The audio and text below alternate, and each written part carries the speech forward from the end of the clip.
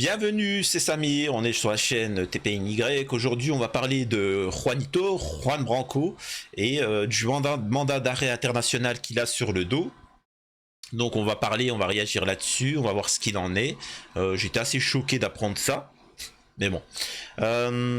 Avant ça, je vous invite à me rejoindre sur mes réseaux sociaux. N'attendez pas que la chaîne soit censurée. Si vous voulez voir parfois où c'est que j'ai une autre chaîne ou d'autres d'actualité, où c'est que je me relance, etc. Par sécurité, j'ai bien dit par sécurité, rejoignez-moi sur mes réseaux sociaux. Tout est en description de la vidéo. Donc voilà, je suis en live le lundi, le mercredi, le vendredi soir sur Twitch, où vous pouvez voir là, ils posent des commentaires. Donc voilà, ils peuvent interagir, ou je peux réagir à leurs commentaires, etc. On est en live, donc voilà, c'est intéressant.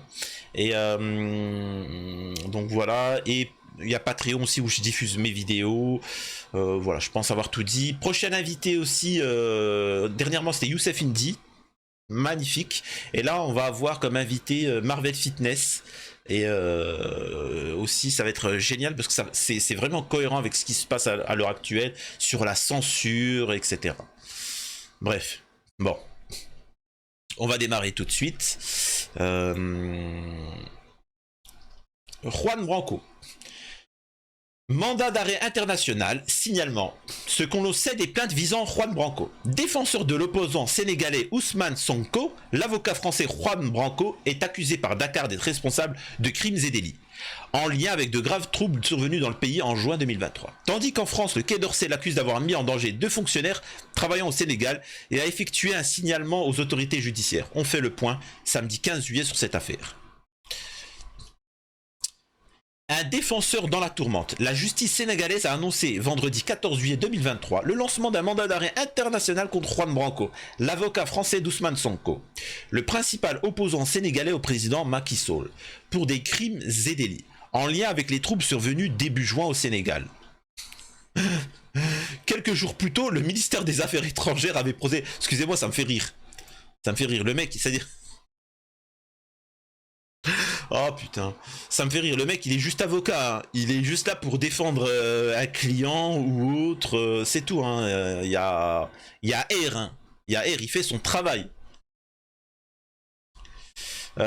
Auprès des autorités judiciaires. Le Quai d'Orsay l'accuse notamment d'avoir divulgué des informations concernant des agents français au Sénégal, rapporté jeudi Le Figaro, confirmant une information d'Europe 1.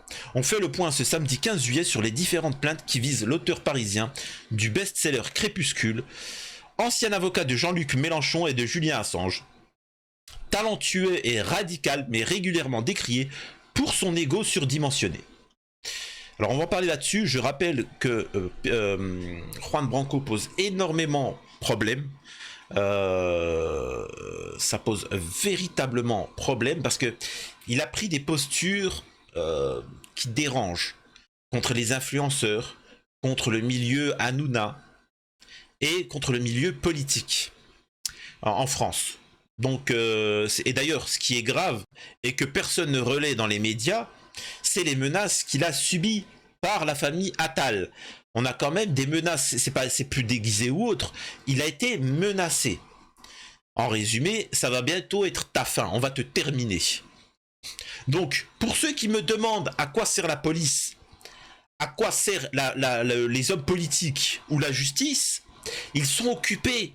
Arrêtez de croire que c'est des feignants ou qui sont occupés. Ils travaillent énormément. Je vous assure qu'ils travaillent énormément. Le problème, c'est que 80% du budget de l'État et autres, c'est pour s'occuper des non-vax, des dissidents, de ce qu'on appelle les fichiers S, c'est-à-dire tous ceux qui ne sont pas en accord avec le système. Donc voilà, donc ils vont tous les faire taire, tous les youtubeurs qui poussent leur bouche, tous les dissidents, dans les médias, les machins, tout, ils vont tout censurer. Et donc c'est pour ça que Juan Branco est attaqué et menacé. Donc c'est-à-dire qu'ils lui ont mis collé, dans les basques le témoignage d'une femme qui disait qu'elle avait subi des abus de sa part. Bon, c'est avéré de la connerie, mais ça lui reste collé à la peau. C'est comme ça qu'ils font. Je poursuis l'article. L'avocat accuse Dakar et le Quai d'Orsay. Depuis le début des années 2023, cet avocat et docteur en droit international se présente régulièrement comme le défenseur de nombreuses parties civiles sénégalaises et franco-sénégalaises. Il se soucie surtout notamment sur les réseaux sociaux du sort d'Ousmane Sonko, homme politique sénégalais et principal opposant au pouvoir, mis en cause dans plusieurs affaires judiciaires. En effet, à moins d'un an des présidentielles, la condamnation d'Ousmane Sonko à 2 ans de prison le 1er juin dernier avait provoqué de graves troubles dans le pays, faisant au moins une trentaine de morts selon l'opposition. Par le passé, son arrestation à la suite d'une plainte dans une affaire de mœurs avait contribué à déclencher plusieurs jours d'émeutes meurtrières, de pillages, de destruction, qui avaient fait une douzaine de morts en mars 2021. Ce qui est grave, hein. Jamais la violence, faut faire attention là-dessus, hein. Vraiment. À la suite de ces récentes manifestations, violemment réprimées par le pouvoir en place, Juan Branco avait annoncé le 22 juin avoir déposé une plainte en France et une demande d'enquête à la Cour pénale internationale de La Haye contre le président sénégalais Macky Sall pour crime contre l'humanité. Le 3 juillet, ce dernier avait finalement annoncé contre toute attente qu'il ne se présenterait pas pour un 3e mandat à la présidentielle de février 2024. Des noms de plusieurs agents français divulgués. Le président Macky Sall n'est toutefois pas la seule personne concernée par les procédures lancées par Juan Branco. Celle-ci visait également le ministre de l'Intérieur sénégalais Antoine Félix Abdoulaye Diome, le général Moussa Fall, commandant et de la gendarmerie sénégalaise, ainsi qu'une centaine d'autres individus. Et concernant la période allant de mars 2021 à juin 2023. Lors d'une conférence de presse le 22 juin dernier, l'avocat français, déjà interdit de territoire sénégalais depuis plusieurs semaines après l'annonce de ces procédures, avait publiquement accusé 2 coopérants de l'ambassade de France au Sénégal d'avoir contribué aux violences policières lors de ces manifestations qu'il qualifie de crimes contre l'humanité. En réponse, le ministère français des Affaires étrangères a annoncé ce jeudi 13 juillet à l'AFP avoir effectué un signalement aux autorités judiciaires françaises après la révélation par l'avocat dans de récentes publications de l'identité de fonctionnaires de l'ambassade de France du Sénégal en lien avec les troubles survenus dans ce pays. Bref, l'État sénégalais l'accuse en retour de crimes et délits.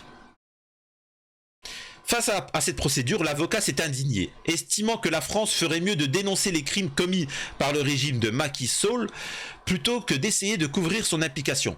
Il est scandaleux qu'un conseiller technique français soit resté auprès du ministre sénégalais de l'Intérieur pendant toute cette période et ait participé à l'organisation de la répression.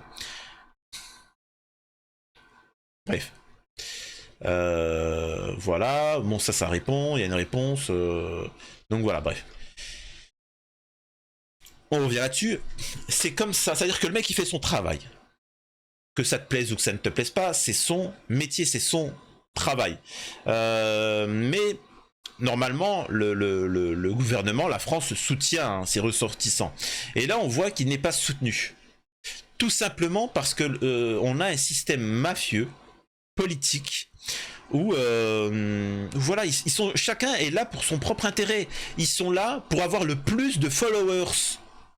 Ce sont des Instagrammeurs. Ils sont là juste pour vendre leurs livres, leurs films prochainement, pour Marlène Schiappa, tout ça, leur futur OnlyFans et memes. C'est que ça ne sert strictement à ça. Ils vont en politique, c'est ça. Et je vous assure que même moi, je pourrais faire ça. Je vous assure que pour mes livres qui vont sortir, je me lance en politique. Je me présente aux prochaines élections. Je vous promets une justice impartiale. Oui. Et puis je fais ça. Et bon, ça va faire le buzz. Et voilà, une fois que je suis là, je vends des livres, j'ai une notoriété, j'ai des followers. Et après, c'est parti, je me casse. C'est ça en fait. Malheureusement, on en est arrivé à cette situation. C'est incroyable. Et donc forcément, quand ils aiment pas telle personne, ben ils utilisent leur réseau pour attaquer. Et là, ça vient de Attal. Donc soutien total à Juan Branco et tous les livres qu'il a fait et les risques qu'il a pris et toutes les personnalités qu'il a soutenues. Mais voilà. Donc moi, ce que je retiens, c'est que le gouvernement français a une dent contre lui et qu'il ne le soutiendra pas quoi qu'il arrive. Donc un conseil pour lui, qu'il fasse très attention. Très attention. Ça peut aller vite. Donc s'il veut pas se faire arrêter et faire 20 ans de prison, Voilà, bref. Je pense que j'en ai fini avec Juan Branco, l'affaire Juan Branco.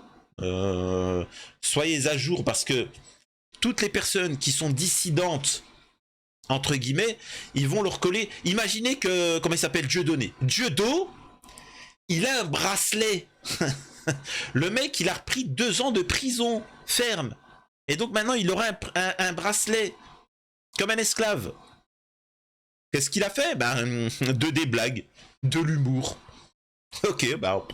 Ok, d'accord, il a fait de l'humour, des blagues. C'est particulier. C'est particulier. C'est... Bref. Et tous les gens, ça sera comme ça. C'est-à-dire que Soral, machin... Par exemple, Soral, on en a parlé dans la précédente vidéo du Cefindi. Qu'est-ce qu'il a fait en soi? Qu'est-ce qu'il a fait?